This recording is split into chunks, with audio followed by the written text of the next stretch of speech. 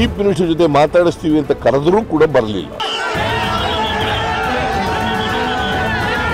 ಸ್ವಾಮೀಜಿ ಆಗಲಿ ಯಾರೇ ಆಗಲಿ ಎಲ್ಲರಿಗೂ ಕಾನೂನು ಮುಂದೆ ಇಲ್ವಾ?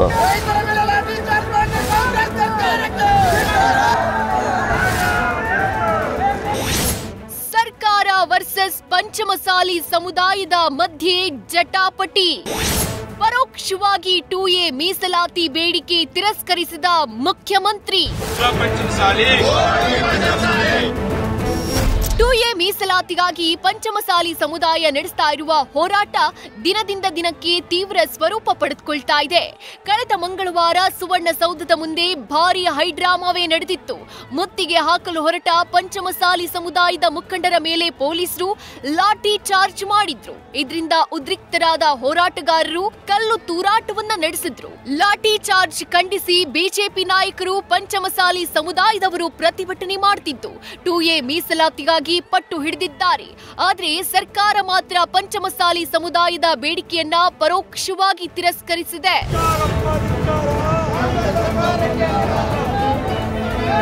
ಬಿಜೆಪಿ ಅವಧಿಯಲ್ಲಿ ಹಿಂದುಳಿದ ವರ್ಗಗಳ ಆಯೋಗ ನೀಡಿದ್ದ ವರದಿಯನ್ನ ಪ್ರಸ್ತಾಪಿಸಿದ ಸಿಎಂ 2A 2B ಕ್ಯಾಟಗರಿಯಲ್ಲಿ ಯಾವುದೂ ಸೇರಿಸಬೇಡಿ, ಯಾವುದೂ ತೆಗಿಬೇಡಿ ಎಂದಿದೆ.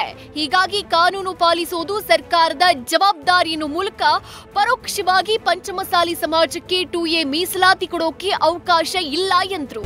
ಹಿಂದೆ ಇದ್ದಂತ ಅವ್ರ ಕಾಲದಲ್ಲಿ ಇದ್ದಂತ ಜಯಪ್ರಕಾಶ್ ಹೆಗ್ಡೆ ಅವರು ಒಂದು ವರದಿ ಕೊಟ್ಟಿದ್ದಾರೆ. ಏನಂತ ಕೊಟ್ಟಿದ್ದಾರೆ ಅಂತಂದ್ರೆ 2A 2B ಈಗಿರೋ ರೀತಿಯಲ್ಲಿ ಇರಬೇಕು, ಅದಕ್ಕೆ ಯಾರನ್ನೂ ಹೊಸದಾಗಿ ಸೇರಿಸಬಾರ್ದು ಅಂತ ಹೇಳಿದ್ದಾರೆ. ಮತ್ತು 2Bನಲ್ಲಿ 4% ಇರ್ತಕ್ಕಂಥದ್ದನ್ನು ಮುಂದುವರಿಸಬೇಕು, ಅದನ್ನು ರದ್ದು ಮಾಡಬಾರ್ದು ಅಂತ ಹೇಳಿದ್ದಾರೆ. ಯಾರ ಕಾಲದಲ್ಲಿ ಹೇಳಿರೋದು?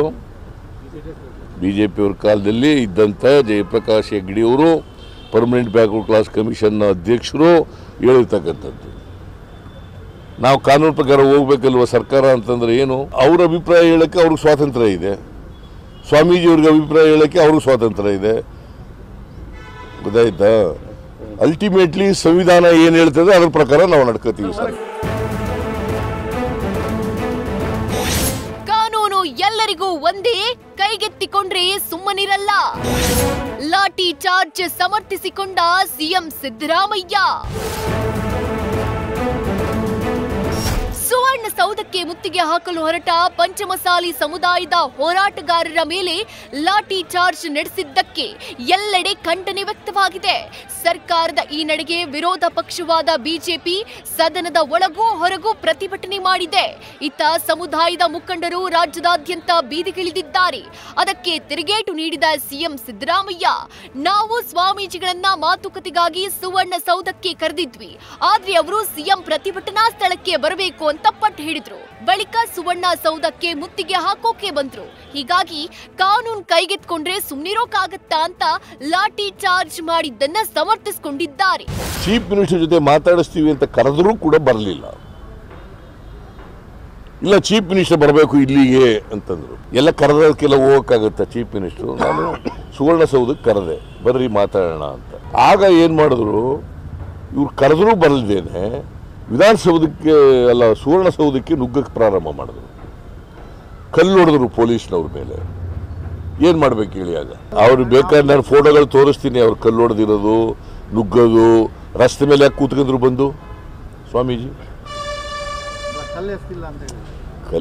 ಕಲ್ಲು ಎಸ್ದಿದ್ದಾರ್ರಿ. 20 ಜನ ಪೊಲೀಸ್ನವ್ರಿಗೆ ಹೆಂಗೆ ಇಟ್ಬಿಡ್ತು ಹೋಗಿದ್ರೆ ಕಲ್ಲು ಎಸಿದಿ ಹೋದ್ರೆ?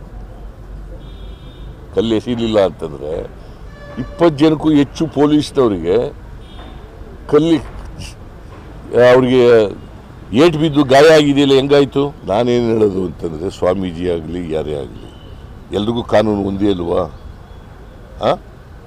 ಒಂದೇನೋ ಇದು ಬೇರೆ ಬೇರೆ ಇದೆಯಾ? ನನಗೂ ಒಂದೇ, ಸ್ವಾಮೀಜಿಯವ್ರಿಗೂ ಒಂದೇ, ಬೇರೆ ನಿನಗೂ ಒಂದೇ. ಆಕ್ರೋಶಕ್ಕೆ ಕಾರಣವಾದ ಗೃಹ ಸಚಿವ ಡಾಕ್ಟರ್ ಜಿ ಪರಮೇಶ್ವರ್ ಮಾತು.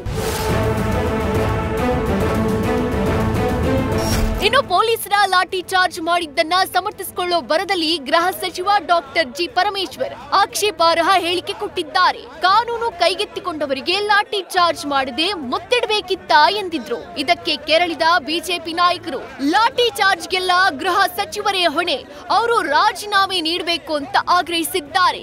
ಮಾದಿಗ ದಂಡದವರು ರಿಸರ್ವೇಶನ್ ಕೇಳಿದ್ರು, ಇಂಟರ್ನಲ್ ರಿಸರ್ವೇಶನ್. ತಾವೇನ್ ಮಾಡಿದ್ರಿ ಸ್ವಾಮಿ? ಏನ್ ಮಾಡಿದ್ರಿ ದಯವಿಟ್ಟು ಹೇಳಿ.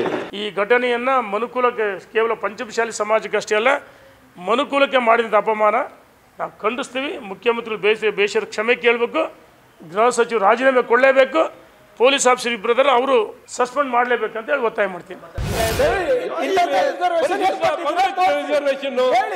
ಅದೇನೇರ್ಲಿ, 2A ಮೀಸಲಾತಿ ವಿಚಾರವಾಗಿ ಪಂಚಮಸಾಲಿ ಸಮುದಾಯ ಮತ್ತು ಸರ್ಕಾರದ ಮಧ್ಯೆ ಜಟಾಪಟಿ ಶುರುವಾಗಿದೆ.